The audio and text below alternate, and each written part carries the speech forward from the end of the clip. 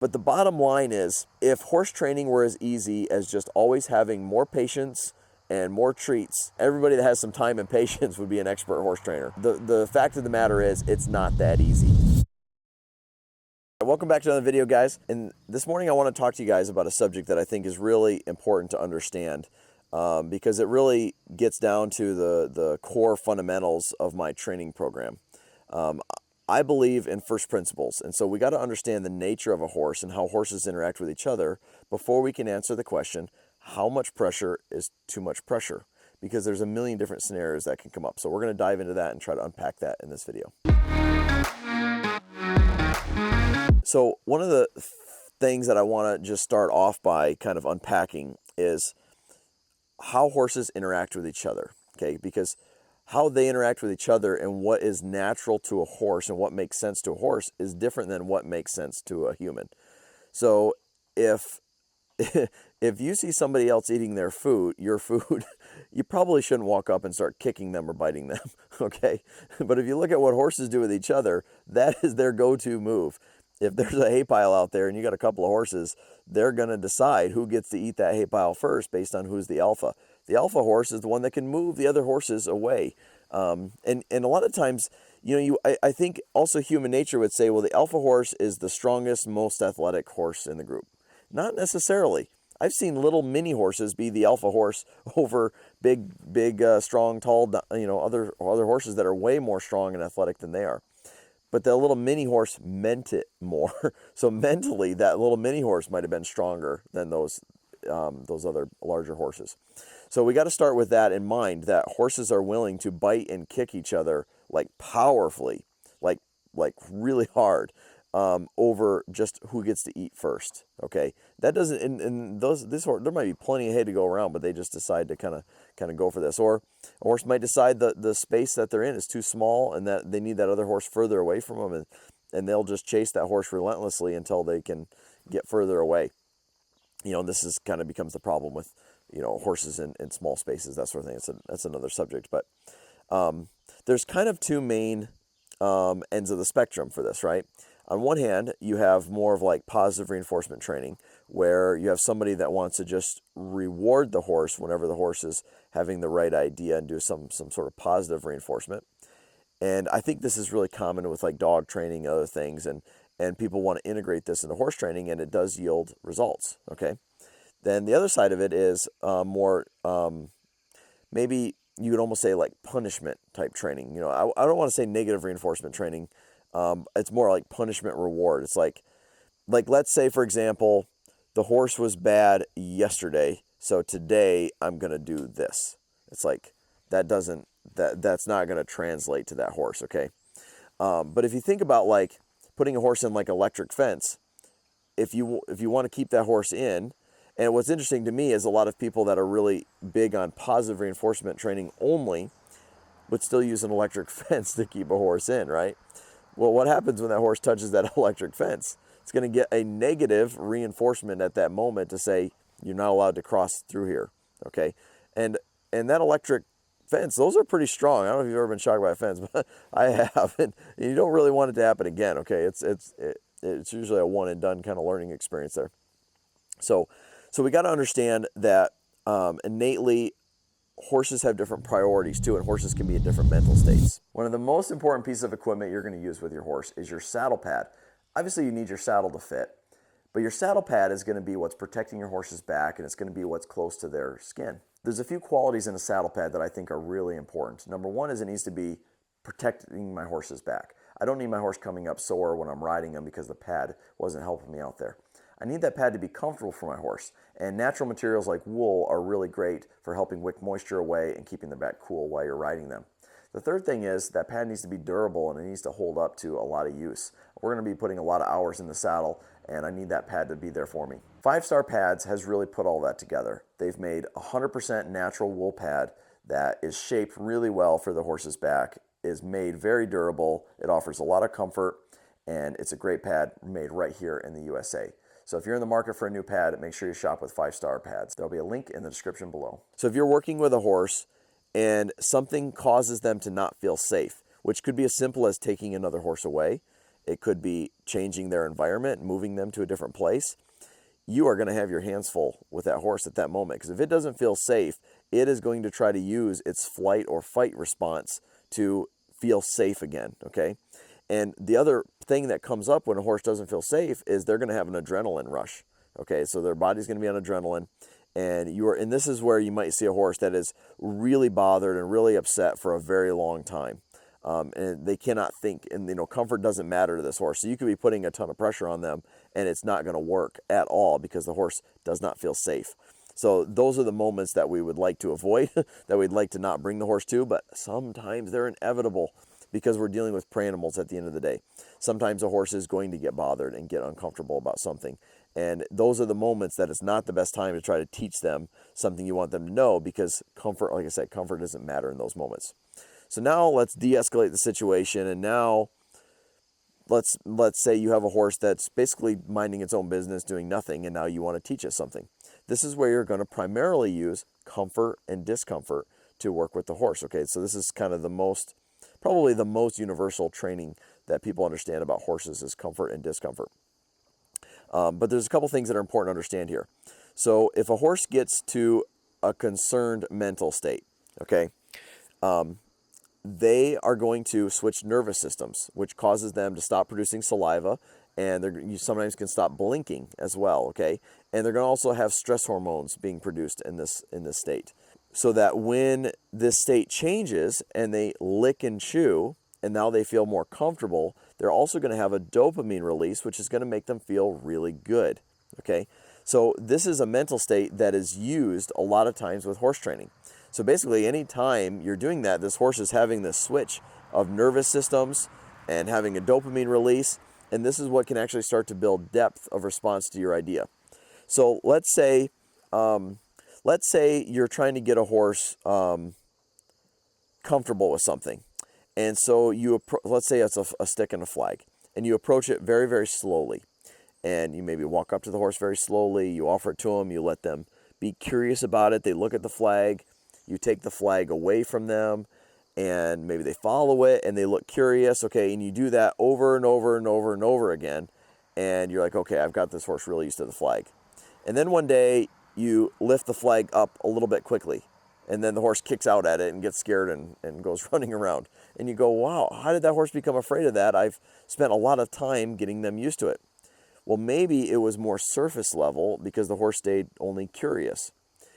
If we had put a little bit more pressure on the horse and it became a little bit concerned, and then the horse made an effort to be curious about it and the pressure went away, the horse can now have this nervous system switch, have a dopamine release, and the quality and the strength of that connection will be stronger.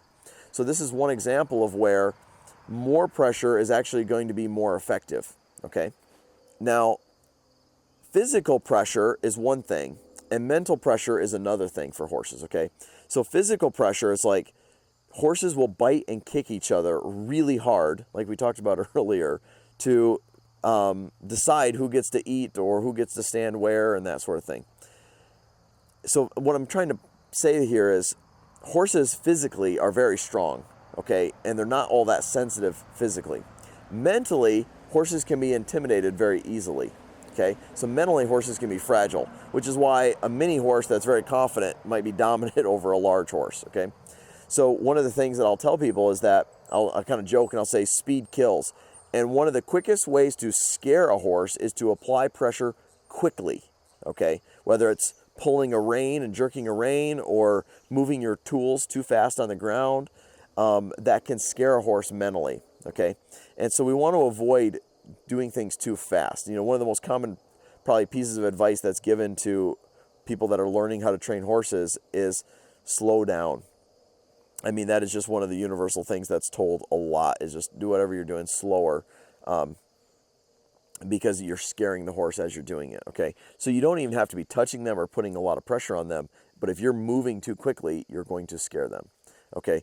So this is where we got to understand there's a difference between mental pressure and physical pressure.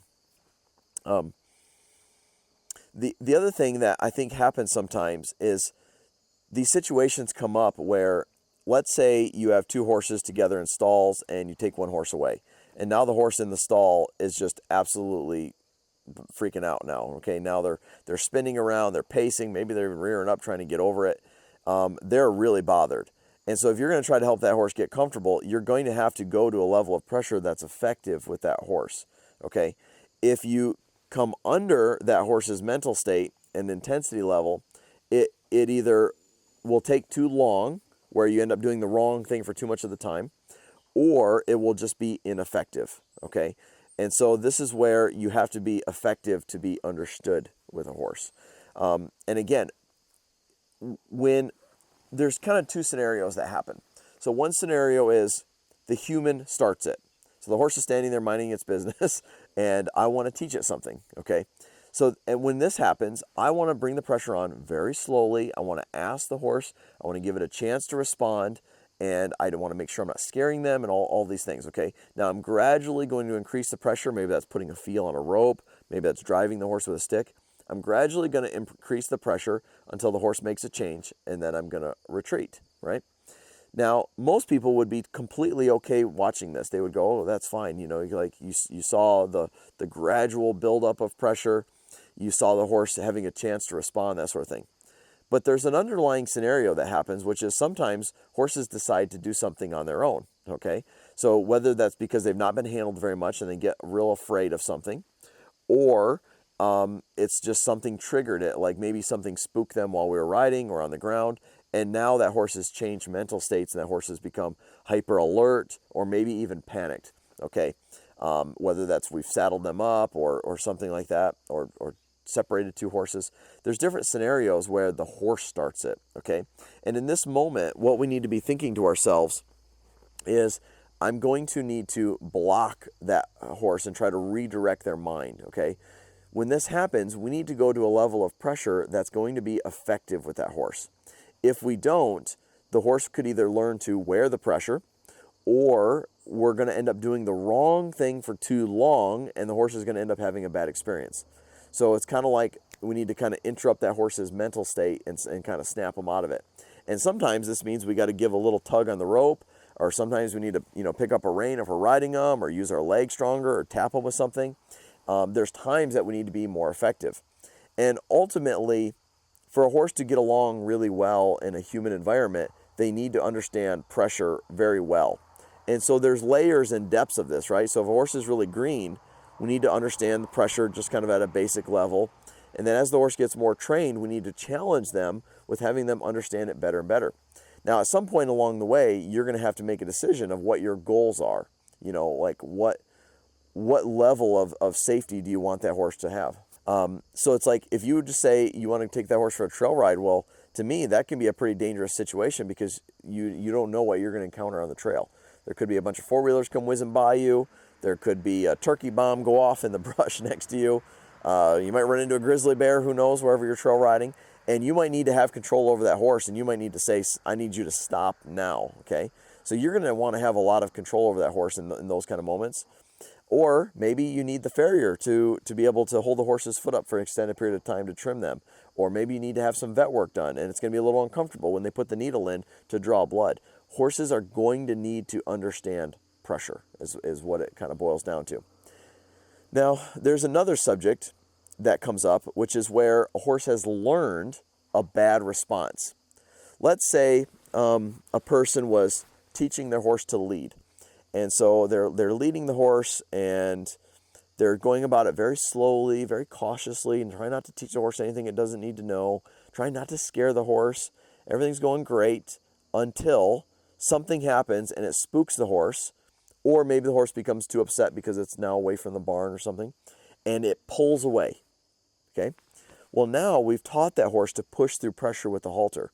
This is now going to take more pressure to fix than if we had put more layers of understanding with that horse previously. So do you see where I'm going with this? There's times where a horse learns a bad response, and I would much rather have a horse that didn't have that training at all and didn't learn a negative response to pressure, or learn to wear the pressure, but so that I could be there first and teach the horse the correct way.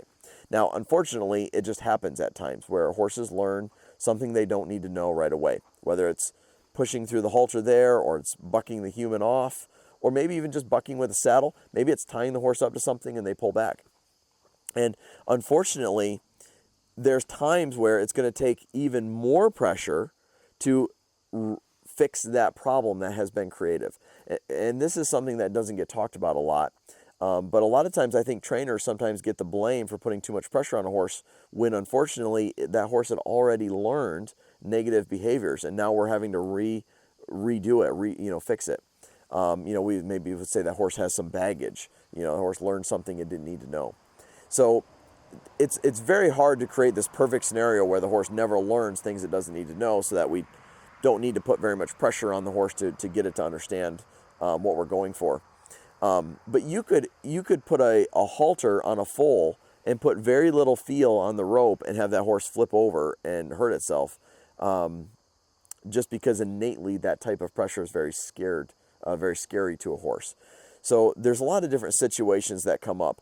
And what my goal is for this video is for you to be able to understand and read the scenario and go, did that person have to get big with that horse because something else was bothering the horse and they had to help that horse feel more comfortable? Because the thing is, if I take a horse that is maybe very scared of things when it comes in, and I have to put some pressure on it and interrupt that horse's thought when it gets worried, it leads to the horse feeling very comfortable and much more confident the rest of the time. Because the horses don't really want to be scared of things all the time, okay? But we have to get them to understand pressure. One of my friends, his name is Tick Maynard. He has a saying that I'm going to butcher it. I don't really, I'm not recalling the exact words that he used, but essentially he would say that horses are not anxious because of pressure. Horses are anxious when they don't understand pressure.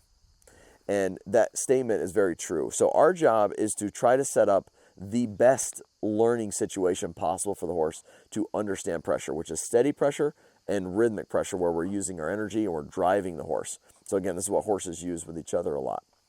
And sometimes, either because of the environment conditions or because of previous experiences and what it learned, we do have to get bigger and more effective with a horse to have them understand it. And I don't expect people that don't own a horse to understand this, but if you own a horse, you can probably relate to a scenario where your horse did get bothered by something and it took more to get that horse's thought kind of interrupted. Again, we want to spend as little time there as possible, but those are what I would call blocks, okay? We have to block that thought, interrupt it, and we have to put enough pressure on to be effective in those moments. What I would like to do is spend as much time as possible with the horse in a good learning frame of mind, where I can show them something I want them to understand, and I can do it gradually and slowly and give them time. But the bottom line is, if horse training were as easy as just always having more patience and more treats, and the horse would become trained, everybody that has some time and patience would be an expert horse trainer. The fact of the matter is, it's not that easy. It can be hard scenarios when you have a horse that is very scared. And I would also say that there's times where it's not worth it. There's times where a horse has learned a bad behavior so strong that we might be better off coming up with a workaround. And the one that comes to mind is like a pullback. If a horse has been tied several times and pulled back and broke the snap or the lead rope and got away, and then got relief for going to its prey animal instincts and surviving and panicking for survival, that is going to be very hard to work around. Now, obviously, that horse still needs to learn to follow a feel and do this thing.